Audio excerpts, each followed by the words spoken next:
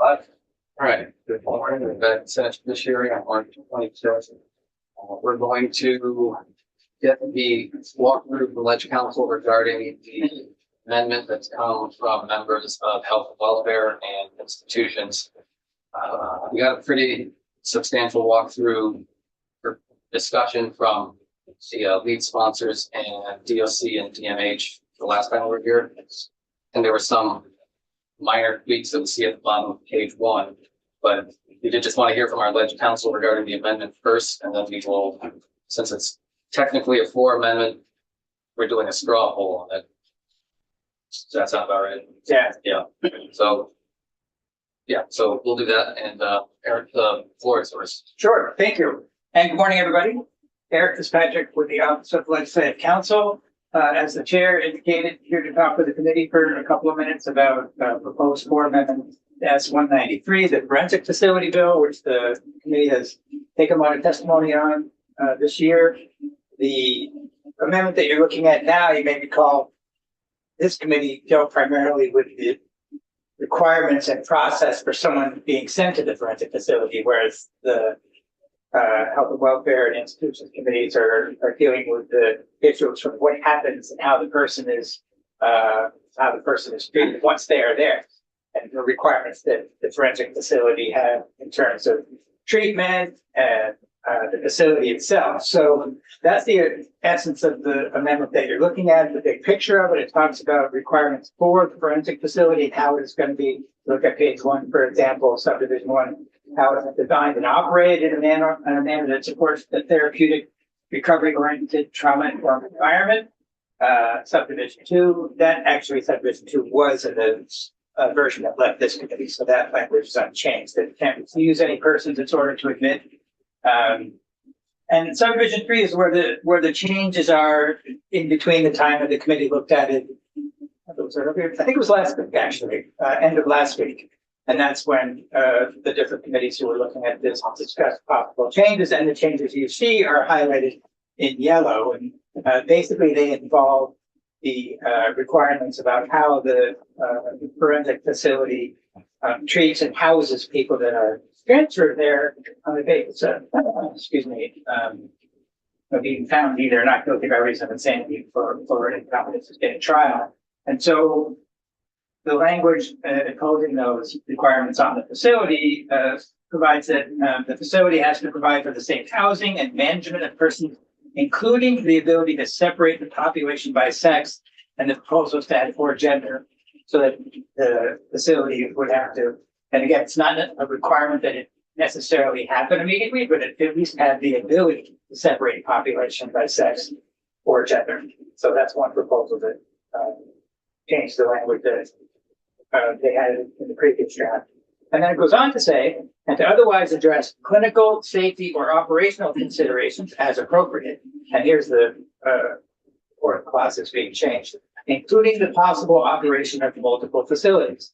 Now, the previous version had said that multiple facilities possibility would be only if required by the clinical needs of transferred persons. So the proposal is to strike that language, and that the facility would be subject to this requirement, generally speaking, that the possible operation of multiple facilities is something that has to be in their plan, not connected to necessarily clinical needs. It should be idea that multiple facilities have to be considered.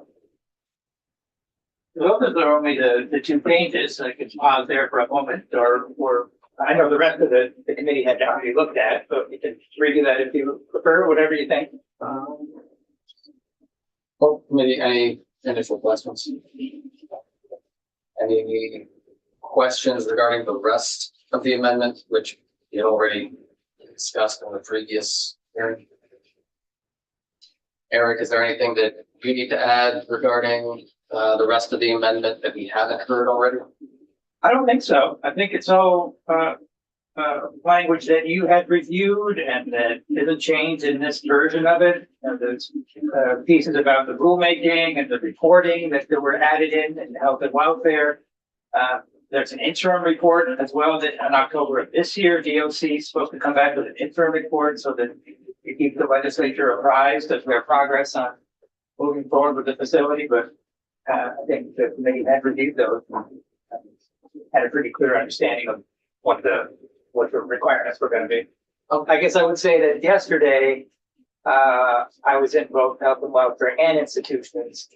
And, so we've got a draft poll, everybody also approved the changes that you're looking at this morning. In both committees? It was unanimous and, everybody was there in health and welfare. In institutions, there were only 3 members present, so, but the 3 who were present approved it. And they may have talked to the other 2 who weren't there afterwards, but I wasn't there. Oh, I was just curious. Yeah. All right. Any final questions? All right. Anybody? Oh, great. So I guess let's do a straw poll. All those in favor of supporting this amendment to S-193, raise your hand. I do support the amendment because I think it makes the bill better, but I still don't think that it makes the bill good enough that I can support the bill. I just want to be clear. I don't want to surprise you on the floor. And I don't think it wouldn't be a surprise, but so, thanks. Okay, great. Well, thank you, Eric. Yeah, sure. And this will be added to the notice calendar as an amendment underneath S-193. And I know it's set for a date certain for Tuesday. Does that sound procedurally accurate? Yes, so now that I think of it, a good point being from all of these members. Usually the sponsor of the amendment is the one who brings it up to the Senate, the Senate office. So well, we'll check in. Perhaps they can do it together. Yes, so make sure it's good outing. Well, either way, we got our straw poll done and Right, Okay, so great. we'll finalize it and figure out who it is that's supposed to bring it. But there's plenty of time, like you say, it's not, I think I heard that yesterday, right? Just the date certain was next Tuesday? Yeah. Yeah.